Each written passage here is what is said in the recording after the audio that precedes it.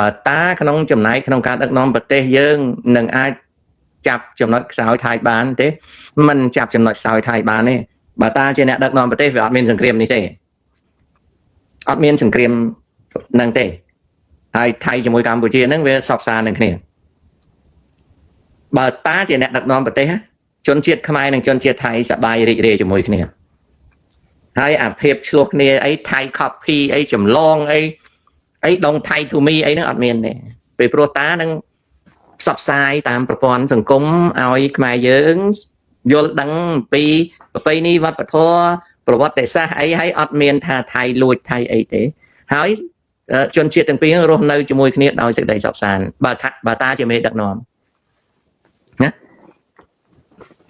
អូខេហើយកម្ពុជាយើងមានចូលឆ្នាំអត់មានសង្គ្រាមអត់មានសង្គ្រាមប្រកាសយកអីទេណាអត់មានសង្គ្រាមប្រកាសយកអីទេអត់មានទេអត់មានអាលាយសម្បត្តិវប្បធម៌ជាតិទេនឹងបើតាជាមេដឹកនាំវាអត់មានសង្គ្រាមអូខេនៅខ្មែរវិស្វករអូខេ Happy New Year ណានេះអ៊ំលោកតាគេថាសង្គ្រាមខ្មែរថៃគឺជាសង្គ្រាមតេះអាវុធភូតអត់មានអីតេះទេអត់មានអីតេះទេសង្គ្រាមខ្មែរថៃក្រៅពីសង្គ្រាមមាត់ស៊ីត្រាវរបស់ហ៊ុនសែនហើយនឹងការកុំគួនរបស់កងទ័ពថៃចិនសบายចិត្តពីព្រោះបានយកកភ្លើងអេតចាយវាមកបាញ់គ្នាហុយដៃអូខេអាហ្នឹងប៉ុណ្ណឹងចៅបើចៅចង់ធ្វើទៅហ៊ានទៅតែតាឆ្លាតរួចទេកូនណាឆ្ងល់ហេតុអ្វីបានជាជនជាតិថៃស្អប់ជនជាតិខ្មែរខ្លាំងម្ល៉េះខុសដា12ការយល់របៀបនេះខុសជនជាតិថៃអត់បានស្អប់ខ្មែរទេហើយខ្មែរក៏អត់បានស្អប់ថៃដែរដែលវាកើតរឿងហ្នឹងឡើងពីព្រោះកុម្មុយនីសថៃវាមិនសូវចូលចិត្តនៅពេលដែលខ្មែរយើងមានមេដឹកនាំជាកុម្មុយនីសតែប៉ុណ្្នឹងទេជនជាតិហើយចំនួនសេនុដោយសារសេនុហ្នឹងវាមាត់ស្អុយបើកុំតែសេនុមាត់ស្អុយវាអត់មានរឿងគ្នាទេណាសៀមហើយនឹងថៃហ្នឹងល្អកល្អឿននឹងគ្នាខ្មែរនៅបៃលិននៅព្រះវិហារដមមានជ័យកោះកុងអីបាត់ដំបងអីសិតតែពួកជាប់សាច់ជាប់ឈាមគ្នាយើងគិតមើលកាលណងច័ន្ទហ្នឹងក៏ខ្មែរជាប់សាច់ឈាមគ្នាដែរណាតែរឿងវាចិត្តកើតគេហៅវប្បធម៌ស្អប់ខ្ពើមគ្នាហ្នឹងដោយសារតែនៅស្រុកខ្មែរយើងគេអត់បង្រៀនយើងឲ្យចេះដឹងកាលណាយើងល្ងងយើងឆ្លោះជាមួយគេហើយអាគេហ្នឹងក៏រត់តែមើលងាយយើងទៅទៀតណាតែនៅពេលដែលខ្ញុំនិយាយអញ្ចឹងវាមានគេខឹងនឹងខ្ញុំថាខ្ញុំហ្នឹងកាន់ជាសៀមមែនទេត្រូវរស់នៅសុខសាន្តនឹងគ្នាហើយជាមួយយួនក៏អញ្ចឹងដែរត្រូវរស់នៅសុខសាន្តនឹងគ្នាបើខ្ញុំជាមេដឹកនាំអត់មានសង្គ្រាមទេខ្ញុំខំប្រឹងធ្វើម៉េចកុំឲ្យមានសង្គ្រាមមកពីខ្ញុំអត់អួតអត់ជោអត់ fake ណាលោកតាបារាំងដឹងឮការបោះបង្គោលព្រំដែនតើយើងអាចដាក់លិខិតផ្លូវការឲ្យគាត់មកកាត់ក្តីអត់ទេជាសុកមេងចៅវាយអាណានិគមគេអត់មកឈឺក្បាលលើយើងទេគេអត់មកទេកូនអត់មកទេយើងអញ្ជើញគេមកសៀមអញ្ជើញគេមកទាំងពីរនាក់ហ្នឹងអញ្ជើញគេមកដែរគេមិនមកឈឺក្បាលទេពេជ្រ drama លោកតាខ្ញុំមានកូនដៅមួយទៅរៀនពេទ្យនៅខ្មែររៀនភាសាថៃឲ្យស្ទាត់ជំនាញបន្ទាប់មកដាក់ពាក្យធ្វើការនៅមន្ទីរពេទ្យថៃបានទេលោកតាបានឲ្យតែយើងតែភាសាមួយត្រូវតែខំរៀនភាសាអង់គ្លេសកុំភ្លេចអង់គ្លេសណាតាបើតាំងពីដើមមកអត់មានតកលហ៊ុនតើដើរដល់ណាហើយមិនដឹងទេកូនឆ្លើយមិនរួចទេតើអត់ចេះធ្វើគ្រូទីណាលោកតាខ្មែរថៃអាចដូចកូរ៉េខាងជើងខាងត្បូងទេខុសគ្នាកូរ៉េខាងជើងត្បូងកូរ៉េតែមួយតែចំណែកខ្មែរថៃជនជាតិពីរមិនអាចប្រៀបធៀបបានណា My name អ៊ំបាត់ថៃឈ្នះសមរភូមិហើយថតផ្សាយបែបនេះតើពិភពលោកគិតទៅដាច់គេមិនខ្វល់ទេម្នាក់គេរវល់ចង់ងាប់អាណាគេខ្វល់នឹងរឿងយើងកូនហើយកូនអ្នកណាគេខ្វល់កូនឯងនៅផ្ទះចិត្តថៃឲ្យឆេះផ្ទះ គ្មានណាគេឲ្យយុត្តិធម៌ខ្លួនឯងគេរវល់របស់គេដែរណាគេរវល់ណាកូនលោកតាជួយណែនាំសិភៅអ្នកជំនួយបានទេអត់បានទេចៅព្រោះយើងនៅប្រទេសផ្សេងគ្នាការចេះដឹងរបស់យើងសេចក្តីត្រូវការរបស់យើងផ្សេងគ្នាណាកូនលោកតាទៅអាមេរិក refugee camp មែនទេតាអត់ចូល refugee camp តាអត់បាននៅ refugee camp ទេកូនតាអត់បាននៅតានៅកន្លែងផ្សេង Master VH លោកតាអ្នកខ្លះប្រមូលមូលនិធិសង្គ្រាមអូរឿងហ្នឹងច្បាស់ហើយកូនរឿងហ្នឹងរាជការបដ ாய் ឲ្យកើតរឿងហ្នឹងបាទហុងគ្រីសាតើថៃមានការចំណេញការទូតលើឆាកអន្តរជាតិទេនៅពេលបានធ្វើការដោះលែងអត់តាក់ទងនឹង8 10នាក់ហ្នឹងទេរយៈកាលកន្លងមកការទូតខ្មែរយើងខ្សោយអត់អាចមានអ្នកណាទៅកោតទោសថៃទេលើវិស័យការទូតយើងអួតថាយើងឈ្នះយើងមានព្រៀបតាមពិតយើងចាញ់តើកូនយើងចាញ់តើចាញ់ដល់ចំណុចមួយដែលយើងមិនអាចបបួលបរទេសណាឲ្យកោតទោសថៃបាននឹងហើយគឺជាបរាជ័យការទូតយើងអញ្ចឹងវាមិនមែនតាក់ទងរឿង8 10នាក់ហ្នឹងទេវាតាក់ទងនឹងចំណុចទូទៅប្រាក់សខុនខ្សោយហើយហ៊ុនសែនគាត់អួតថាគាត់ធ្វើយករដ្ឋមន្ត្រីអីក៏ខ្សោយដែរគាត់ខ្សោយដែរពិភពលោកវាដូរណាសម័យហ៊ុនសែនធ្វើរដ្ឋមន្ត្រីសង្កាត់បរទេសបានដោយសារយួនវាបដៅដល់ពេលហ៊ុនសែនធ្វើនយោបាយខ្លួនឯងទៅហួសសម័យហ៊ុនសែនមានរៀនអីថែមទៀតអញ្ចឹងហ៊ុនសែនទៅអត់រួចទេហើយប្រាក់សខុនអន់ណាប្រាក់សខុនអន់ណា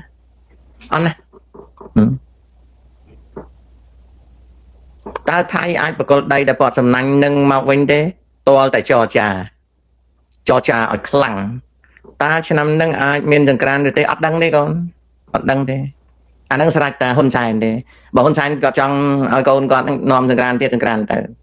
កូនគាត់លេងចូលឆ្នាំខ្មែរចោលទៅសែនគាត់ឲ្យកូនគាត់ធ្វើកូនគាត់ណាហ៊ុនម៉ាណីណាដល់ហើយទៅសៀមវាយប៉ោងខោណាលោកតានិយាយពីជំនាន់លន់នល់ឲ្យចៅស្ដាប់បានទេពេលក្រោយនិយាយបានឥឡូវនេះយើងមានវិបត្តិធំណាស់គឺរឿងសង្គ្រាមនេះឯងរឿងសង្គ្រាមរឿងបាត់ទឹកដីនេះគឺរឿងធំណាស់ហើយនឹងរឿងជីវិតរបស់យើងណាតាធ្វើម៉េចឲ្យគេស្រឡាញ់យើងវិញទី1យើងមានការចេះដឹងទី2យើងត្រូវមានសមត្ថភាពក្នុងការធ្វើប្រយោជន៍ទៅវិញទៅមកទៅគេស្រឡាញ់យើងណា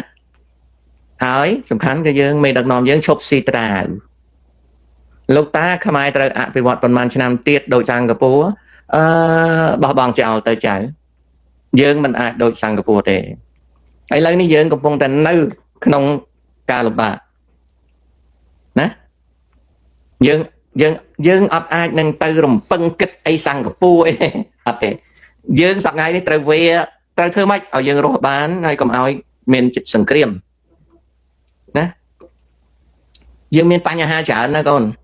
ណាអារាតត្រីទឹកឃ្មុំរបស់យើងឥឡូវនេះខ្លាយទៅជារាតត្រីទឹកខ្មេះទៅហើយណាកូនណាអាហ្នឹងអញ្ចឹង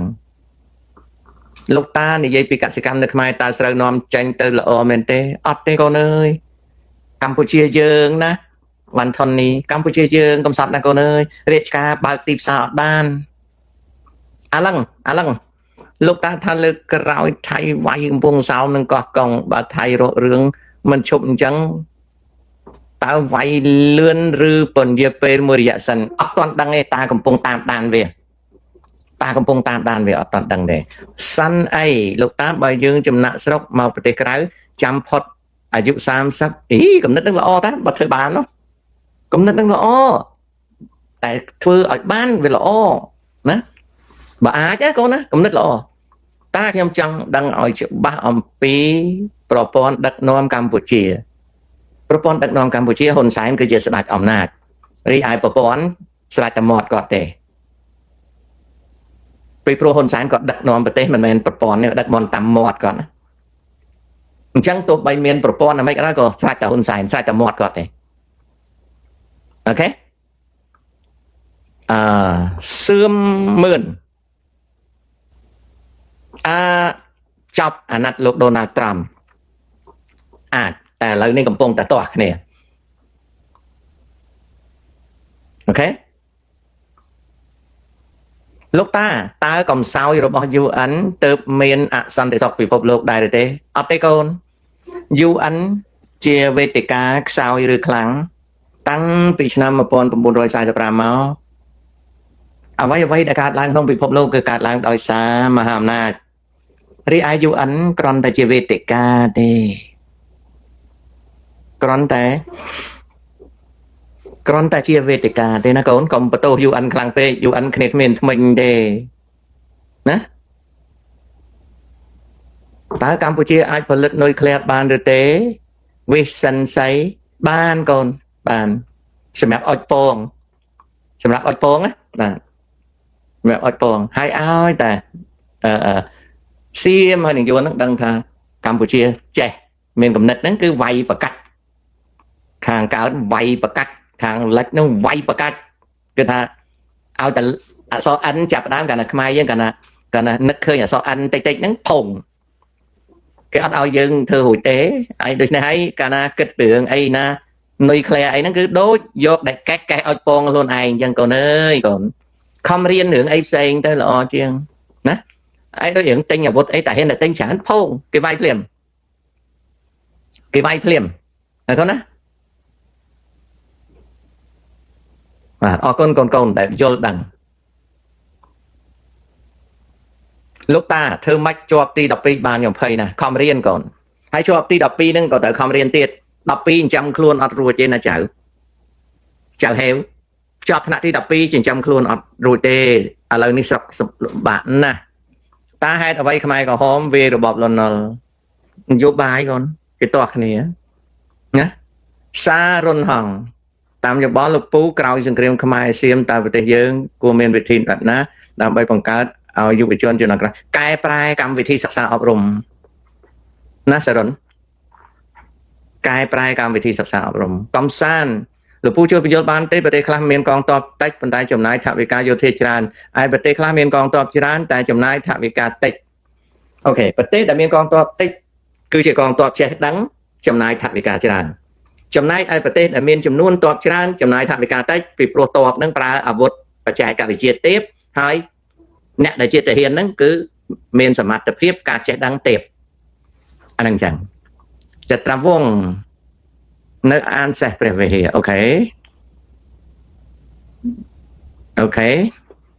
បាទដល់បងប្អូនកូនចៅឥឡូវនេះមកដល់ម៉ោងខ្ញុំទៅដើរឲ្យធូបពោះបន្តិចដើម្បីសម្រាប់ខ្ញុំអរគុណដែលបានចូលមកស្ដាប់កំសាន្តហើយចាំជួបគ្នាតទៅទៀតជម្រាបលា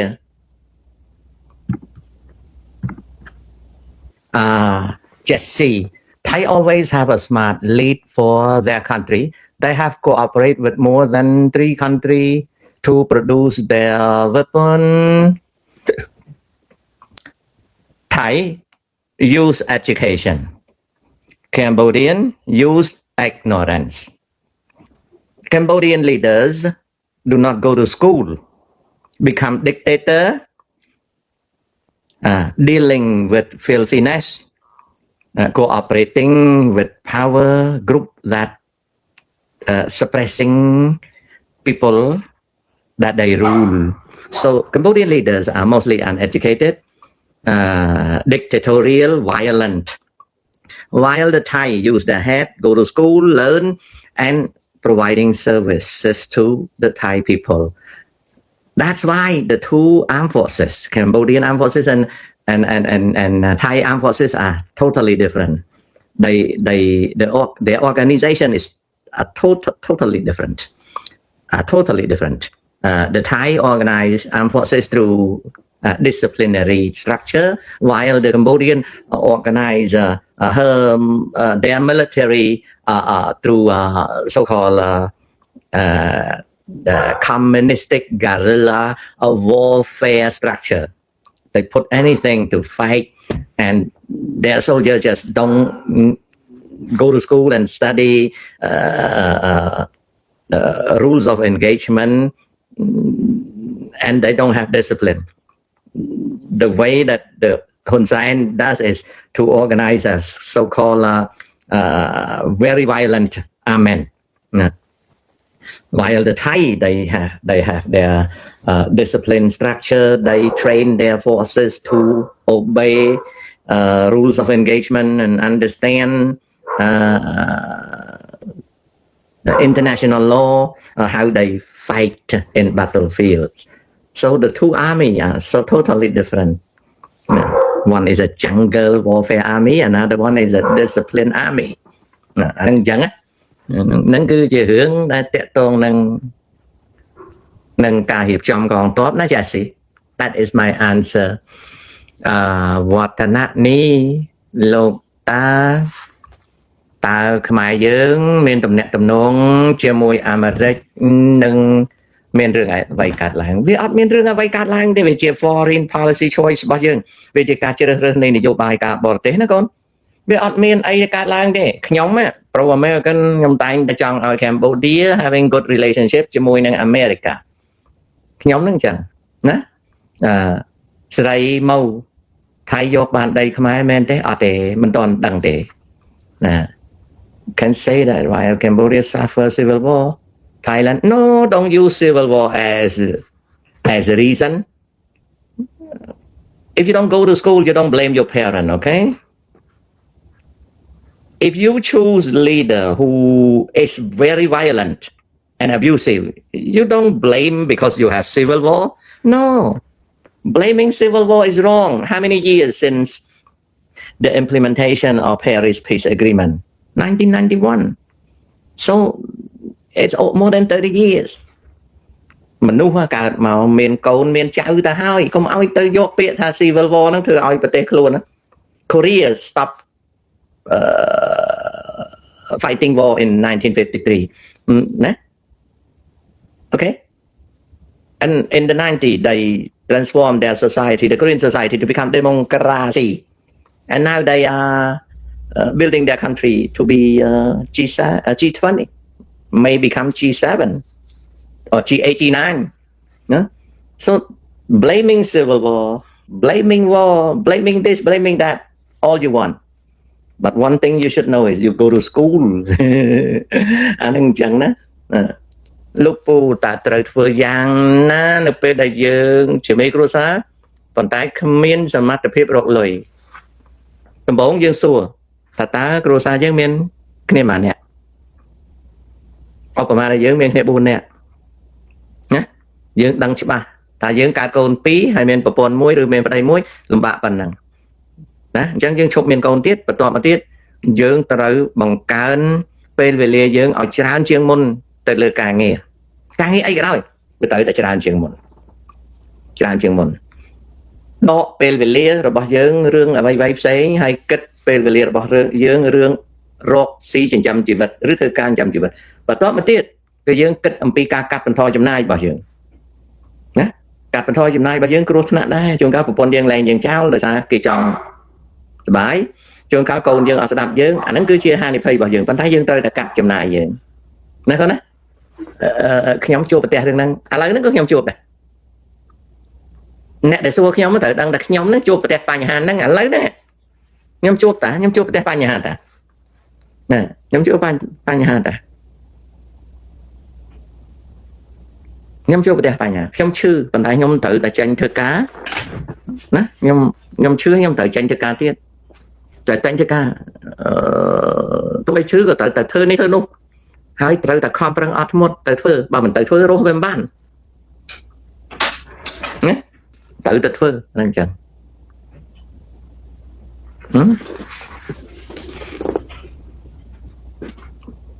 ផល្លាជឹមសួស្ដីឆ្នាំថ្មីណាJesse young generation Cambodian won't have a better future because the Cambodian society is polluted, corrupt, dictatorial, full of violence and suppression. So young Cambodian won't find better life. I am so concerned because I am Cambodian born. Nah? Ray Robinson, if you